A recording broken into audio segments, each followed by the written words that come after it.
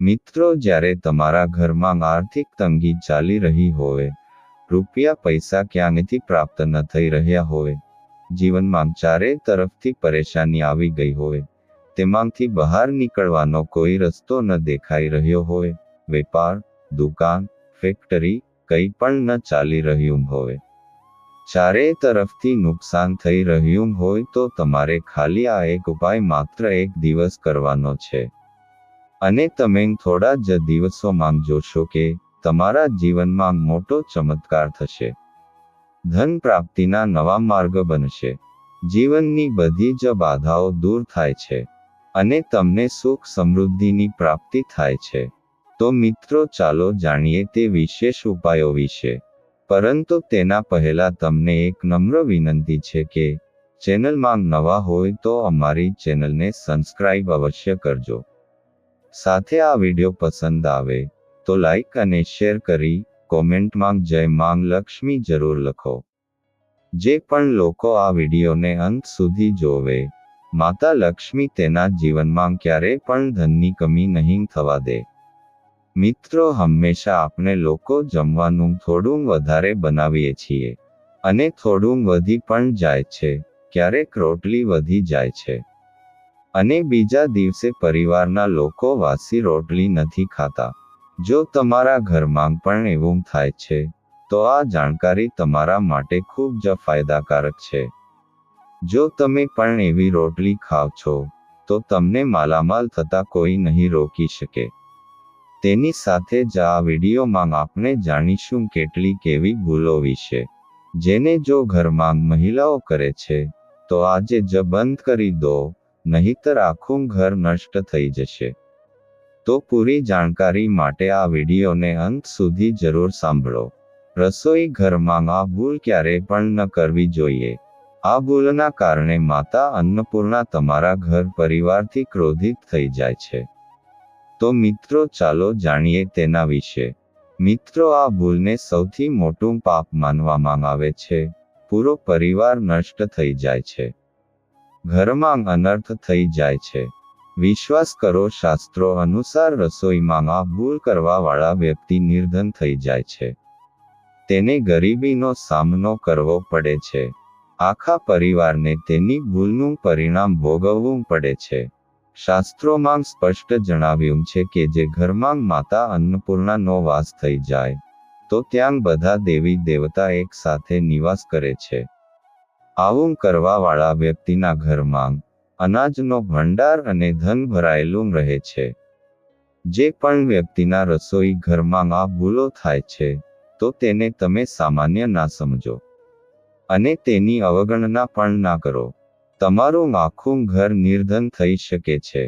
જો વ્યક્તિ જીવનમાં સફળતા મેળવવા માંગે છે તો તેના માટે સૌથી જરૂરી છે તેનું સ્વાસ્થ્યનું સારું હોવું.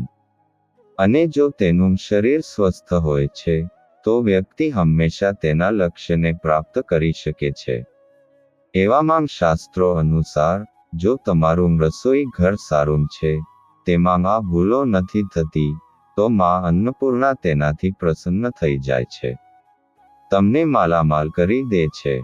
તો ચાલો જાણીએ કઈ છે તે ભૂલો. ઘણી મહિલાઓ એવી હોય છે જે જમવાનું બનાવતા પહેલા સ્નાન નથી કરતી, હાથ પગ નથી ધોતી. રસોઈ બનાવતા સમયે બધી બાજુ જેમ કે વાળમાં કે મોઢા ઉપર હાથ લગાવે છે અને પછી હાથ ધોયા વગર ભોજન બનાવે છે. તો એવામાં ભોજન દૂષિત થઈ જાય છે. આવા પ્રકારનું ભોજન કરવાથી ઘર પરિવારમાં બીમારી આવે છે. માતા અન્નપૂર્ણા નારાજ થઈ જાય છે. આવા ઘરમાં દરિદ્રતાનો વાસ થઈ જાય છે. આવા ઘરમાં રહેવાવાળા વ્યક્તિ સફળતા પ્રાપ્ત નથી કરી શકતા અને રાહુ કેતુનો પણ ખરાબ પ્રભાવ પડે છે. એટલા માટે આવી ભૂલ ક્યારેય ન કરવી જોઈએ. હંમેશા સ્વચ્છ હાથથી જ ભોજન બનાવવું જોઈએ. આવું કરવાથી માતા અન્નપૂર્ણા ખૂબ જ પ્રસન્ન થાય છે. નંબર 2. શાસ્ત્રોમાં જણાવ્યું છે કે મહિલાઓ જ્યાં ભોજન બનાવે છે તે સ્થાન સ્વચ્છ ન હોય તો રાહુ કેતુનો ખરાબ પ્રભાવ પડે છે. સાથે જ શનિદેવ પણ રૂષ્ટ થઈ જાય છે. આવા ઘરમાં કમાવાવાળા વ્યક્તિ ઉપર ખરાબ પ્રભાવ પડે છે. આખું ઘર ધીમે ધીમે નિર્ધનતાનો શિકાર થઈ જાય છે. એટલા માટે રસોઈઘર હંમેશા સ્વચ્છ રાખવું જોઈએ અને ગંગાજળથી છંટકાવ જરૂર કરવો જોઈએ. આવું કરવાથી માતા અન્નપૂર્ણા આકર્ષિત થાય છે અને તમને તમારા દરેક કાર્યમાં સફળતા મળશે. સાથે જ પરિવારના દરેક સભ્યને તેમના કામોમાં સફળતા મળશે. નંબર 3, તમારા ઘરમાં ધારદાર વસ્તુઓ ના રાખવી જોઈએ. તેનાથી પરિવારમાં તણાવ વધે છે અને ઝઘડા થવા લાગે છે. એવામાં રસોઈઘરમાં એક કરતાં વધારે ચાકુ કે છરી જેવી વસ્તુઓ ન રાખવી જોઈએ. એવા ચાકુ જેનો તમે પ્રયોગ ના કરતા હોય પરંતુ તેને તમે રસોઈઘરમાં રાખતા હોય તો એમ જ પડેલી ધારદાર વસ્તુઓને તરત જ બહાર કરી દો. કેમ કે આવી વસ્તુ ઘરમાં રાખવાથી નકારાત્મકતા આકર્ષિત થાય છે. તેનાથી ખરાબ પ્રભાવ પડે છે. રસોઈ ઘરની સામે જૂતા, ચપ્પલ, પોતા, સાવરણી ન રાખવી જોઈએ. તેનાથી માતા અન્નપૂર્ણા નારાજ થાય છે અને આખા ઘરને ગરીબીનો સામનો કરવો પડે છે. તેને પાપ પણ માનવામાં આવે છે. એટલા માટે તમારે ક્યારે પણ સાવરણી, પોતા, ચપ્પલ, જૂતા રસોઈ ઘરની સામે ન રાખવા જોઈએ. કેમ કે તેનાથી અનર્થ થઈ શકે છે અને માતા નારાજ થઈ શકે છે. રસોઈઘરમાં જમવાનું બનાવતા સમયે મહિલાઓએ ભોજન એઠું ન કરવું જોઈએ. એવું કરવાથી માતા અન્નપૂર્ણાનું અપમાન થાય છે. તેનાથી ઘરમાં દરિદ્રતાનો વાસ થઈ જાય છે અને માતા લક્ષ્મી પણ ઘરમાંથી રિસાઈને ચાલ્યા જાય છે. ઘણી મહિલાઓ ભોજન બનાવતા સમયે રસોઈ ચાખવા માટે લે છે, તો એવું ન કરવું જોઈએ. શુભતાનો ખ્યાલ રાખો અને ભોજન બનાવતા સમયે તેને ક્યારેય એઠું ના કરો, કેમ કે તેને અપમાન માનવામાં આવે છે. ઘરની સુખ શાંતિ ભંગ થઈ જાય છે. એટલા માટે તમે ભોજન બનાવો તો સૌથી પહેલાં ભોજન ક્યાંક ચડાવી દો. થોડું કોઈ કન્યાને ખવડાવી દો. ત્યારબાદ ભોજન ચાખી શકો છો. જો વારંવાર તમારે રસોઈ માંગથી વાળ નીકળે છે તો તેને તમે સામાન્ય ના સમજો. એવું માનવામાં આવે છે કે વારંવાર રસોઈ માંગથી વાળ નીકળે તો રાહુ કેતુનો ખરાબ પ્રભાવ હોય છે. આવું ઘર હંમેશા ગરીબ જ રહે છે. ભોજનમાં ક્યારેય પણ વાળ ના આવવો જોઈએ, કેમ કે તે માંગ અન્નપૂર્ણાનું સૌથી મોટું અપમાન માનવામાં આવે છે. એવામાં ભોજનની શુદ્ધતા પણ ભંગ થઈ જાય છે અને પરિવારને ભયંકર બીમારીનો સામનો કરવો પડી શકે છે. તો આ ભૂલથી પણ ન કરો. ભોજન બનાવતા સમયે મહિલાઓએ હંમેશા પોતાના વાળ બાંધીને જ રસોઈ કરવી જોઈએ. મિત્રો, વાસ્તુશાસ્ત્ર અનુસાર કેટલીક વસ્તુઓ એવી છે જે રસોઈઘરમાં બિલકુલ પણ ન રાખવી જોઈએ. તેને રાખવાથી પરેશાનીમાં વૃદ્ધિ પણ થઈ શકે છે. ઘણા લોકો રસોડામાં કાચ લગાવે છે, પરંતુ વાસ્તુશાસ્ત્રનું માનીએ તો રસોઈઘરમાં કાચ એટલે કે અરીસાનો ઉપયોગ ના કરવો જોઈએ. કેમ કે રસોઈઘરમાં ચૂલો એટલે કે ગેસ અગ્નિદેવનું સૂચક માનવામાં આવે છે. જો કાચમાં અગ્નિનું પ્રતિબિંબ દેખાય તો ઘરમાં અશુભ માનવામાં આવે છે. તેના કારણે ઘરમાં કલેશ કંકાસ વધવા લાગે છે. ઘરની આર્થિક સ્થિતિ પણ બગડવા લાગે છે. તો આ ભૂલ તમે ના કરો. બીજું છે બાંધેલો લોટ. ઘણીવાર મહિલાઓ વધેલો લોટ ફ્રીઝમાં મૂકી દે છે અને સવારે ફરીથી તેનો પ્રયોગ રોટલી બનાવવા માટે કરે છે. વાસ્તુશાસ્ત્ર પ્રમાણે તે સાચું નથી હોતું. રસોઈઘરમાં બાંધેલો લોટ પડ્યો રાખવાથી શનિ અને રાહુનો નકારાત્મક પ્રભાવ પડવા લાગે છે. એ જ કારણથી જીવનમાં અનેક પ્રકારની પરેશાનીઓ થવા લાગે છે. નંબર 3, રસોઈઘરમાં કેટલીક વાર તૂટેલા વાસણોનો પ્રયોગ કરવામાં આવે છે. રસોઈઘરમાં તૂટેલા વાસણો ના રાખો. તેનાથી પરિવારના સભ્યો વચ્ચે મતભેદમાં વૃદ્ધિ થાય છે. ચાલો હવે જાણીએ વાસી રોટલી ખાવી એ તમારા માટે કેવું છે. મિત્રો, ભોજન જ્યારે વાસી થઈ જાય છે તો આપણે તેને ફેંકી દઈએ છીએ. કદાચ તમે ક્યારેય નહીં વિચાર્યું હોય કે વાસી ભોજન પણ ક્યારેય તમારા માટે સારું હોય છે. એવામાં જાણો કે વાસી રોટલી તમારા સ્વાસ્થ્ય અને ભાગ્ય ઉપર શું અસર પાડે છે. વાસી રોટલી પાચનતંત્ર માટે ચમત્કારથી ઓછી નથી. વાસી રોટલીમાં ફાઇબરનું પ્રમાણ વધારે હોય છે. ફાઇબરનું વધારે પ્રમાણ પાચનતંત્રમાં મદદ કરે છે. વાસી રોટલીથી પેટ ફૂલવાની સમસ્યા, ગેસની સમસ્યા, કબજિયાતની સમસ્યામાંથી રાહત મળી શકે છે. એટલા માટે મિત્રો વાસી રોટલી તમારા માટે વરદાન છે. એટલે તેનો ઉપયોગ જરૂર કરવો તેમજ જો શાસ્ત્રોનું માનીએ તો આમ તો ભોજન તાજું ખાવું જોઈએ.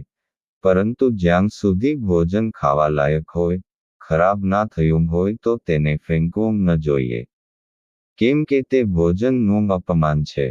જે વ્યક્તિ વાસી ભોજનને ફેંકતા નથી અને તેને ગ્રહણ કરીને સન્માન આપે છે તો એવા વ્યક્તિ ઉપર માતા અન્નપૂર્ણા હંમેશા પ્રસન્ન રહે છે. પરંતુ તેમાં એક વાતનું ધ્યાન આપવું ખૂબ જ જરૂરી છે. વાસી રોટલી તમે જ્યારે પણ ખાવ કે નાના બાળકોને આપો તો તેને પહેલાં સારી રીતે ચેક જરૂર કરી લો. કારણ કે તે ખરાબ થઈ ગઈ હોય તો તેને ન ખાવી. નહીં તો તમારું સ્વાસ્થ્ય પણ બગડી શકે છે.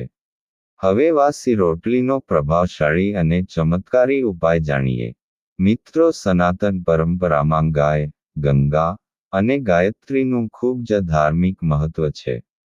માન્યતા છે કે ગાય માતાના શરીર ઉપર 33 કરોડ દેવી દેવતાઓનો વાસ હોય છે. ગાય માતાની પૂજા કરવાવાળા જાતક ઉપર આ બધા જ દેવી દેવતાઓની કૃપા વરસે છે. ગાય સેવાથી આ જન્મના અને પૂર્વજન્મના દોષ પણ દૂર થઈ જાય છે. દરેક સવારે જ્યારે તમારા ઘરમાં ભોજન બનાવવાની શરૂઆત થાય, તો સૌથી પહેલી બનાવેલી રોટલી તમે ગાય માતાના નામે કાઢી નાખો, અને ભોજન કરતાં પહેલાં ગાય માતાને આ રોટલી ખવડાવો. જો શક્ય હોય તો કાળી ગાયને ખવડાવો. જો કાળી ગાય ન મળે તો સફેદ ગાયને પણ તમે ખવડાવી શકો છો. ગાય માટે તાજી રોટલી બનાવો. જો તમે ગાય માટે રોટલી બનાવી છે તો પ્રયત્ન કરો કે તે રોટલી ગાયને તરત જ ખવડાવી દો. જો તમે એ રોટલીને રાખી મૂકશો અને તેને બીજા દિવસે આપશો તો રોટલી વાસી માનવામાં આવશે. ગાયને ક્યારેય પણ વાસી રોટલી ના આપો, તેનાથી ઘરમાં નકારાત્મક ઉર્જા વાસ કરે છે, અને જે પણ તમારા કામ થવાના હશે તે કામ નહીં થાય અને અધૂરા રહેશે. તેનાથી તમારા ઘરમાં હંમેશા ગરીબી અને દરિદ્રતા રહેશે. તેમજ સડેલી વસ્તુઓ પણ ગાયને ખવડાવી ન જોઈએ. ઘરમાં કોઈ ફળ હોય કે શાકભાજી હોય સડી જાય તો લોકો ગાયને ખવડાવે છે, તો એવું ન કરવું જોઈએ. જો તમે એવું કરો છો તો તમે પાપના ભાગીદાર બની જાઓ છો. સડેલી વસ્તુઓ તમે ગાયને ન ખવડાવો, અને સાથે જ લોટના 11 કોડિયા બનાવીને તેની ઉપર હળદર લગાવો અને ત્યાર પછી ગાયને ખવડાવી દો.